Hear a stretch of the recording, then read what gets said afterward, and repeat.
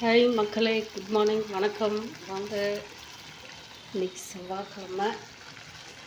எல்லாருமே நேற்றே எல்லாம் கோயிலுக்கு, குலதெய்வம் கோயிலுக்கு எல்லா இடத்துக்கும் போயிட்டு சுற்றுப்பயணம் எல்லாம் போயிட்டு வந்துருப்பீங்க. சந்தோஷம், எல்லாருக்கும் நன்றி.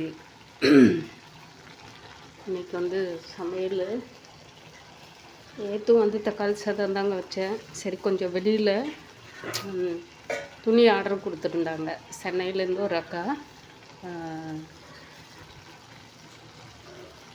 எப்பவுமே அவங்க புது துணியே ஏதாவது புதுசு கலெக்ஷன் வரணும்னு எதிர்பார்ப்பாங்க.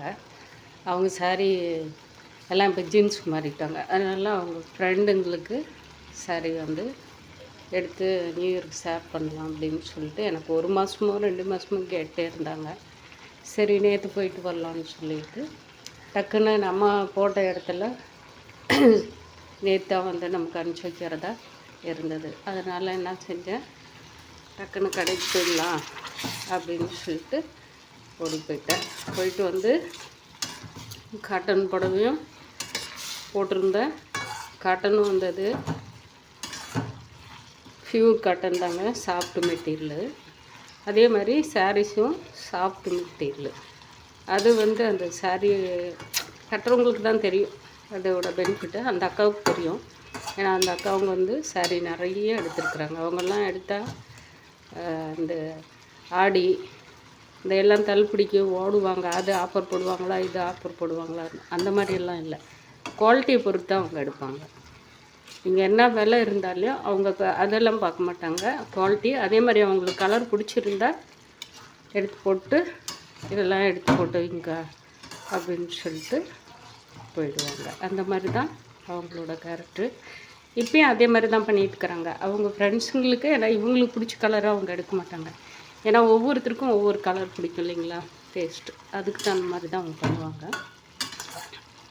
சரி, நேற்று போயிட்டு வந்த உடனே இன்னொருத்தர் ஃப்ரெண்டும் நான் அவங்களுக்கு அக்காவுக்கு அனுப்பிச்சி வச்சுட்டு இவங்களுக்கு இதில் போட்டிருந்தேன், யூடியூப்பில் போட்டிருந்தேன்.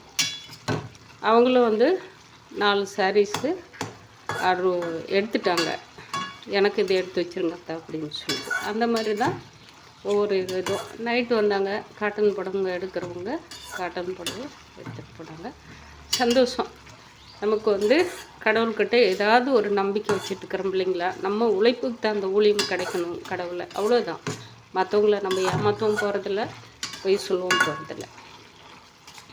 அந்த மாதிரி தான். ஏன்னா நம்ம கடையை பொறுத்த வரைக்கும் தரம் இருக்கிறதுனால நான் அடித்து பேசுவேன். அது ஓடலைன்னாலையும் வருத்தப்பட மாட்டேன். அதுக்கு தகுந்த கஸ்டமரு அந்த சாரி அந்த மாதிரி துணி யூஸ் பண்ணுறவங்க கண்டிப்பாக எடுத்தே ஆவாங்க. அதுதான் என்னோடய இது. அதுக்கு தகுந்த மாதிரி எல்லா இதுவும் கசாமுசான்னு என்னால் அதுவும் போட்டேங்க, இல்லைன்னு சொல்ல, அதுவும் போட்டேன். ஆனால் அந்த மாதிரி இருக்கிறது அப்படி நின்றுரும் என்கிட்ட. அது கேள்வியும் கேட்டுருவாங்க, என்னக்கா இந்த மாதிரி சாரி நீங்கள் போட்டிருக்குறீங்க அப்படின்னுருவாங்க. அதனால எதை எடுத்தாலும் அது பார்க்குறதுக்கு அவங்களுக்கு விலையாக இருக்கும். அந்த துணி குவாலிட்டி தெரியாதவங்க, அது கட்டிகிட்டு இருக்கிறவங்க மேக்ஸிமம் டீச்சர்ஸுங்க, வேலைக்கு போகிறவங்க, வீட்டில் இருக்கிறவங்க, அந்த துணியோட குவாலிட்டி தெரிஞ்சவங்க கண்டிப்பாக எடுப்பாங்க. அந்த மாதிரி தான் நேற்று வாங்கிட்டு வந்தேன். கடவுள் புண்ணியத்தில் நல்லபடியாக கடவுளோட ஆசைக்கு நம்ம கனகப்பட்டி ஐயா, மூட்டைசாமி, அழுக்கு மூட்டை, எத்தனையோ பேர்கள் அவருக்கு இருக்குது. நம்ம கடவுளுக்கு கோடிக்கணக்கான பேர் வச்சுட்டு உருவங்களை வச்சு நம்ம வழிபடுறோம் இல்லைங்களா. அந்த மாதிரி கடவுள் நமக்கு அனுகிரகத்தை நேற்று தொடங்கி வச்சுட்டாரு. எப்பயோ தொடங்கி வச்சுருக்கிறாரு. அதனால போயிட்டு அது வாங்கிட்டு வச்சு ஒரு இது பண்ணிட்டேன் நேற்று. சந்தோஷம். எனக்கொசரம் பிரார்த்தனை பண்ணிக்கணுங்களுக்கு எல்லாருக்குமே நன்றி, மனசார நன்றி சொல்கிறேன். இப்போ சமையல் நான் என்ன பாலக்கீரை செஞ்சு ரொம்ப நாளாகிடுச்சு, மாதக்கணக்குன்னா ரொம்ப நாளாகிடுது.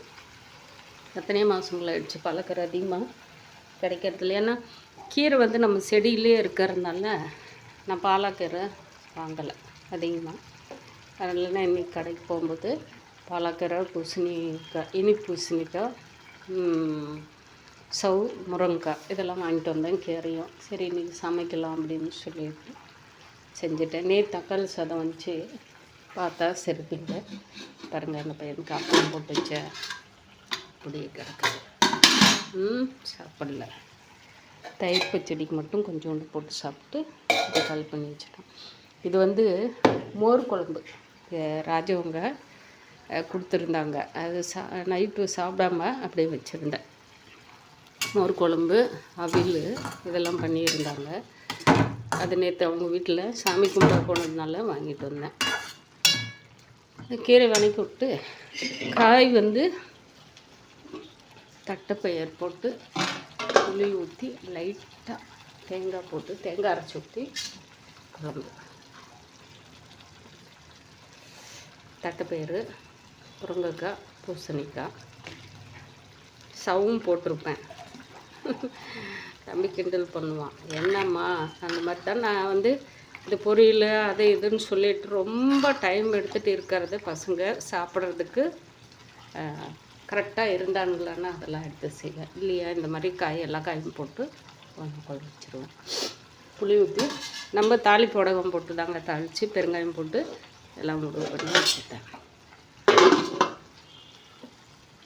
அடுத்தது இப்போ சாதம் படித்து வச்சுருக்கிறேன். இந்த ஐயன் வந்தால் தோசை வேணுமுன்னே தான் கேட்பான். சாப்பிட்றவங்க கூட கேட்க மாட்டாங்க.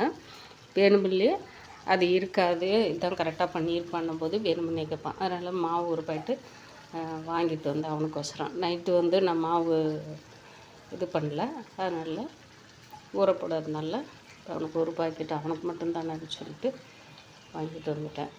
இவ்வளோ தாங்க இன்றைக்கு சமையல். இன்றைக்கி வந்து கொஞ்சம் பஜாருக்கு போகணும். வெங்காயம் பூண்டு ஊறுகாயும் தீர்ந்துருச்சுங்க. ஒரு வெங்காயம் ஊறுகாயும் கம்மியாக இருக்குது. மாங்காய் வத்தல் போடணும். கொஞ்சம் மார்க்கெட் போனால் எப்படி இருக்கும்னு சொல்லிவிட்டு இன்றைக்கி பார்க்கலாம்னு சொல்லிவிட்டு ஐடியா பண்ணியிருக்கிறேன். அதுக்கு நம்ம கடையில் எப்போயும் ஒரு அம்மா வெங்காயம் பூண்டு விற்றுட்டுருந்தாங்க. அவங்கக்கிட்ட போகணும். அவங்கள கூப்பிட்டு போய் சொன்னால் கொஞ்சம் அவங்க வாங்குகிற இடத்துல நமக்கு அவங்க ரேட்டு போட்டு வாங்கி கொடுக்குறாங்களா என்னவோ பார்த்து தெரிஞ்சுக்கலாங்க. பாய் மக்களே, பாய்.